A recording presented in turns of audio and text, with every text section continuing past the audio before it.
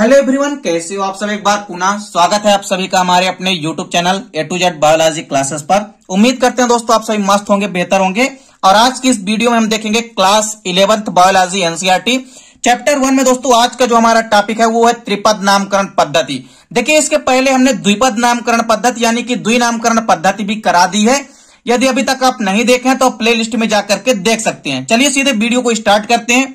यदि बात करते हैं हम त्रिपद नामकरण पद्धति की, तो देखिए कुछ जातियों की विभिन्न आबादियों में अलग अलग वातावरण में रहने के कारणों से कुछ असमानताएं हो जाती है। देखिए जैसे फॉर एग्जांपल, जैसे हमारे पास मान लीजिए कोई भी ऐसा एनिमल्स है जो कि न केवल हमारे भारत में पाया जाता है बल्कि अलग अलग स्थानों में पाया जाता है।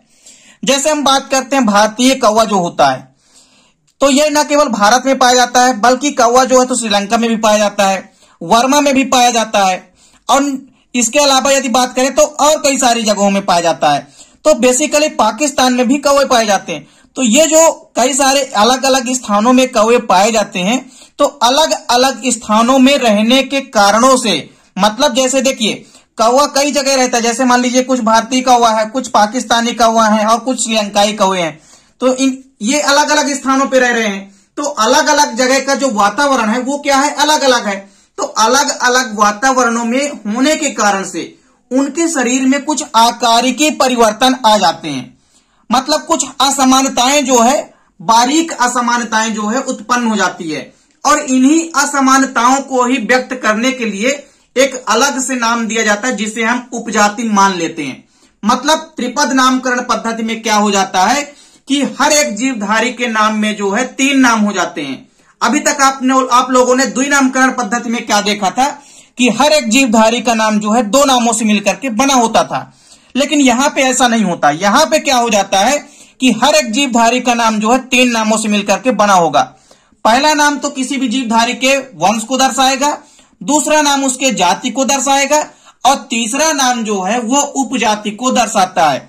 मतलब इस उपजाति को हम जातिगत नाम के बाद लिखते हैं। यहां पे आप देख सकते हैं, जैसे एग्जाम्पल किसका है, भारतीय कौवा जो होता है, तो जो घरेलू कौवा है जिसका कि वैज्ञानिक नाम क्या होता है, कार्वस स्प्लेडेंस होता है। कौवे का वैज्ञानिक नाम क्या होता है, कार्वस स्प्लेडेंस होता है। यह भारत, श्रीलंका, वर्मा, पाकिस्तान आदि में पाया जाता है तथा इन सभी जगह के कौवों में आकार के लक्षणों में एक दूसरे से भिन्न होते हैं।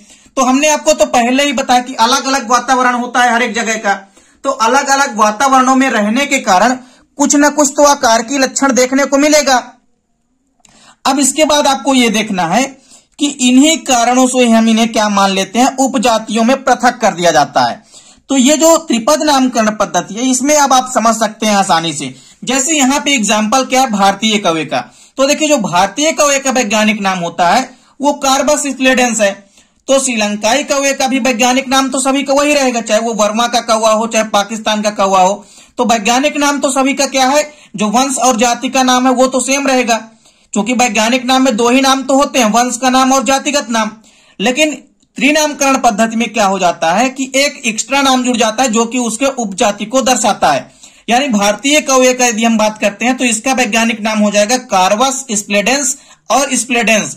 मतलब एक स्प्लेडेंस तो यहाँ पे क्या है, इसकी स्पीसीज है, मतलब जाति है, और जो दूसरा स्प्लेडेंस है वो क्या होता है, उपजाति होता है भारतीय कौवे का। श्रीलंकाई कौवे की यदि हम बात करते हैं तो कार्वस स्प्लेडेंस, इसका भी वैज्ञानिक नाम होता है, वंश का नाम इसका कार्वस, जातिगत नाम इसका स्प्लेडेंस, और इसका जो उपजाति का नाम हो जाता है वो होता है प्रोटेलैगस। तो प्रोटेगैलस जो है ये आपको ध्यान में रखना है।